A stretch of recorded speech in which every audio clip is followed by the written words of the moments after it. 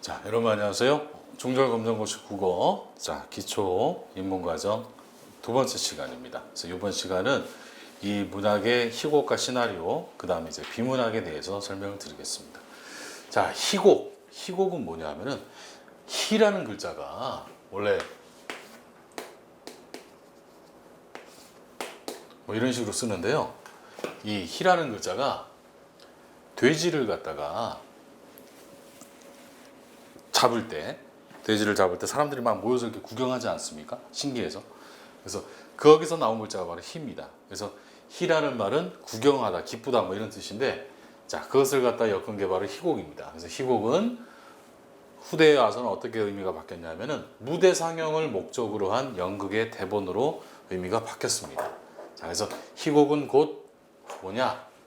희곡은 연극의 대본이다. 이걸 알아두시면 되겠습니다. 희곡은 연극의 대본.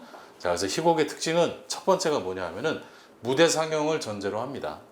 그래서 이 연극으로 올릴 것을 전제로 해서 쓰는 겁니다. 그리고 두 번째는 현재형으로 진행이 됩니다. 자, 연극은 관객 입장에서 봤을 때는 내 눈앞에서 배우들이 지금 연기를 하는 거죠. 그죠? 그래서 과거에 있었던 일이든지 뭐 앞으로 일어나든지 간에 항상 내 눈앞에서 지금 벌어지지 않습니까? 그래서 항상 현재형으로 진행이 됩니다. 그리고 대사와 행동을 통해서 사건이 전개가 됩니다. 희곡을 보면은, 연극을 보면은 중간에 사회자가 나와서 여기서 주인공은 어떤 생각을 하고 있습니다. 이렇게 설명해 주는 건 없죠. 그죠? 항상 배우의 대사와 행동을 통해 가지고 사건이 진행이 되죠. 그리고 자, 한 가족이 나와서 서로 행복하게 잘 지내요. 이런 이야기는 안 나옵니다. 항상 대립과 갈등이 중심이 됩니다. 그리고 연극은 막과 장을 기본 단위로 합니다. 그래서 막이라는 것은 아예 이제 커튼이 내려서 무대가 가려진 거, 그 다음에 장이라는 것은 장면이 바뀌는 겁니다. 그래서 막과 장을 기본 단위로 한다는 거 알아두시기 바랍니다. 자, 반면에 희곡은 시간적 혹은 공간적인 제약을 받습니다. 시간적인 제약과 공간적 제약을 받습니다. 그래서 자, 희곡으로 삼국지 이런 거 할 수 있나요? 백만대군, 뭐 적벽대전 이런 거 할 수 없죠. 그죠? 예전에 홍콩에서 나온 삼국지 드라마를 본 적이 있었는데, 제작 비용이 좀 부족했나 봐요.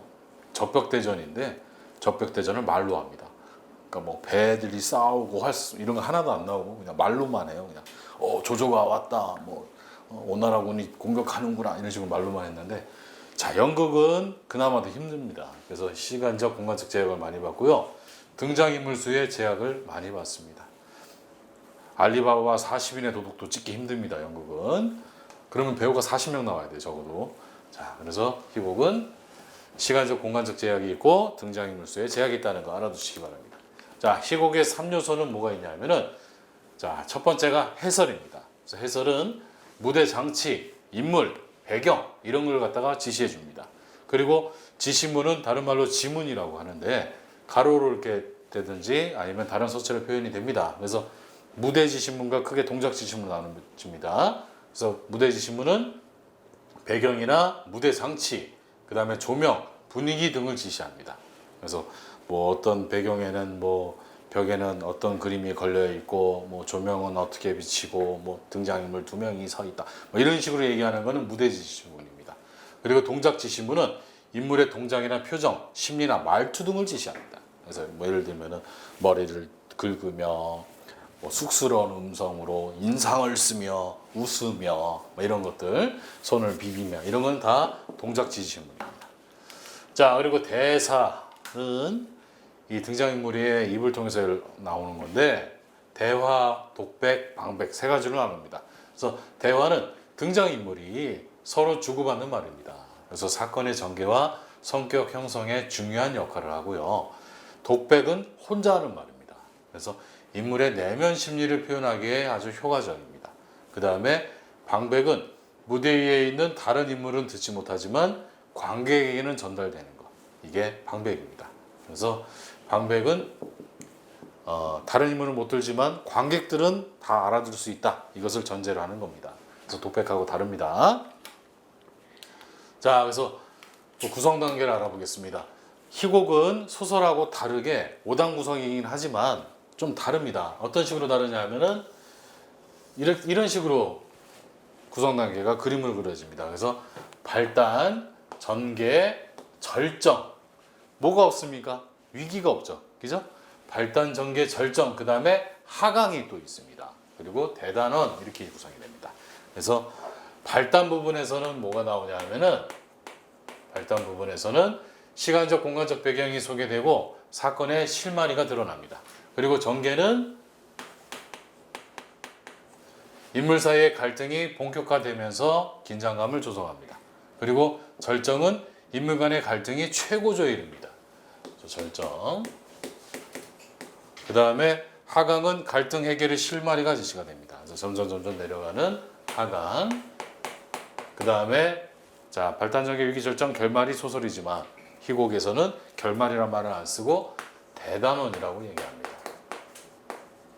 대단원. 그래서 갈등이 해소가 되고 주인공의 운명이 결정이 되는 게 바로 대단원입니다.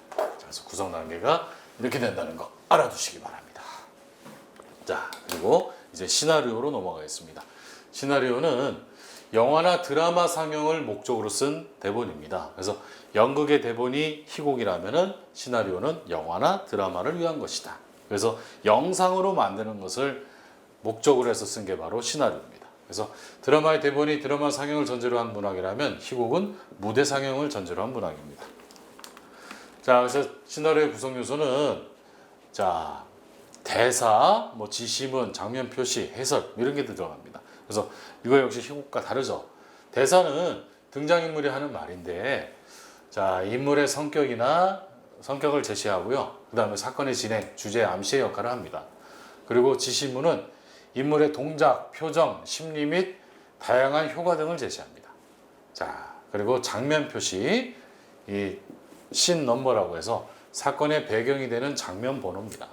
그리고 해설은 시나리오 첨번의 등장인물, 배경 등을 설명해 놓은 부분입니다. 자, 그래서 시나리오의 특징이 뭐냐면은 드라마나 영화 제작을 목적으로 하는 문학이고요. 그 다음에 글의 내용이 장면 단위로 나눕니다. 그래서 희곡은 뭐로 나눴습니까? 장과 막으로 나눠졌었죠. 그죠? 하지만 이 시나리오는 장면, 씬 넘버 단위로 나눠집니다. 자, 그리고 갈등을 중심으로 전개가 되는 것은 희곡과 같습니다. 그리고 여러 가지 특수 용어가 사용이 됩니다. 그래서 뭐 예를 들면은 클로즈업, 그다음에 인서트, 몽타지, 그다음 페이드 인, 페이드 아웃, 뭐 오버랩 이런 특수 용어가 있습니다. 그리고 희곡에 비해서 시간적 공간적 제약과 등장인물 수의 제약을 덜 받습니다. 돈만 있으면은 뭐 삼국지 100만 대권 찍을 수 있습니다. 자, 그래서 시나리오 용어 앞에서 간단히 얘기했지만 다시 한번 말씀드리겠습니다. S샵은 씬 넘버, 그래서 장면 번호고요. E는 이펙트라고 해서 효과음입니다. 음향 효과. 그 다음 인서트는 삽입화면. 그래서 장면을 집중적으로 확대하거나 장면과 장면을 잇기 위해서 넣는 장면이 인서트. 그 다음에 오버랩은 두 가지의 화면이 겹쳐지는 겁니다. 그 다음에 FI는 페이드 인이라고 해서 어두운 화면이 점점 밝아지는 거. F5는 페이드 아웃이라고 해서 밝은 화면이 점점 어두워지는 겁니다. 그 다음에 CU는 클로즈업이라고 해서 어떤 인물이나 장면을 크게 확대해서 찍는 겁니다. 자, 그래서 여기까지가 문학이었고요. 자, 여러분 이제 비문학을 설명드리겠습니다. 비문학은 여러 글이 있는데 시험에 나오는 글은 크게 두 가지입니다. 설명문과 논설문입니다. 그 밖에 뭐 보고문도 있고요, 정기문도 있고 기사문도 있는데 이번 시간은 기초 시간이기 때문에 설명문과 논설문에 대해서 집중적으로 설명드리겠습니다. 자, 이 설명문은 뭐냐 하면은 설명문이란 지식이나 정보를 알기 쉽게 풀이해서 독자들이 쉽고 정확하게 이해할 수 있도록 쓴 글이 바로 설명문입니다. 그래서 설명문은 비교적 쉬운 글입니다. 그리고 이 글쓴이가 알고 있는 지식, 알고 있는 분야를 갖다가 독자들한테 이해시키는 글이 바로 설명문입니다. 그래서 설명문의 특징은 크게 5가지가 있는데요. 첫 번째가 객관성입니다. 객관성. 그래서 글쓴이의 주관적인 생각이나 느낌을 배제한 채 사실을 객관적인 입장에서 씁니다. 그리고 평이성은 이해하기가 쉽도록 쉬운 말로 표현하죠. 그 다음에 명료성은 뜻이 정확하게 전달되도록 분명하게 씁니다. 그리고 사실성은 정확한 지식이나 정보를 사실에 근거해서 전달하고요. 체계성은 내용을 짜임새 있게 구성해서 전달합니다. 자, 그래서 설명문은 어떻게 구성이 되냐면은 처음, 중간, 끝의 3단 구성으로 이루어집니다. 그래서 처음은 다른 말로 머릿말이라고도 하고, 중간은 본문, 끝은 맺은말이라고도 합니다. 그래서 처음 부분에서는 글을 쓰게 된 동기와 설명 대상을 소개합니다. 그리고 중간 부분에서는 여러 가지 설명 방법을 사용해서 구체적으로 설명하고요. 그 다음에 끝 맺은말 부분에서는 본문에서 설명한 내용을 요약 정리해서 마무리합니다. 이래서 3단 구성이 됩니다. 자, 그래서 설명의 방법은 또 어떤 게 있냐면은 첫 번째가 정의입니다. 그래서 정의는 개념이나 용어의 뜻을 명확하게 풀이하는 방법. 그래서 무엇은 무엇이다, 무엇은 무엇이다, 이렇게 설명해 주는 게 바로 정의입니다. 그래서 소설이란 현실에서 있음직한 일을 꾸며 쓴 선문문학이다. 소설의 정의를 내리고 있죠. 그래서 자, 그다음에 예시는 예를 들어 하는 설명하는 방법입니다. 예를 들어 설명하는 방법. 하는 이런 말 빼도 되겠습니다. 예를 들어 설명하는 방법.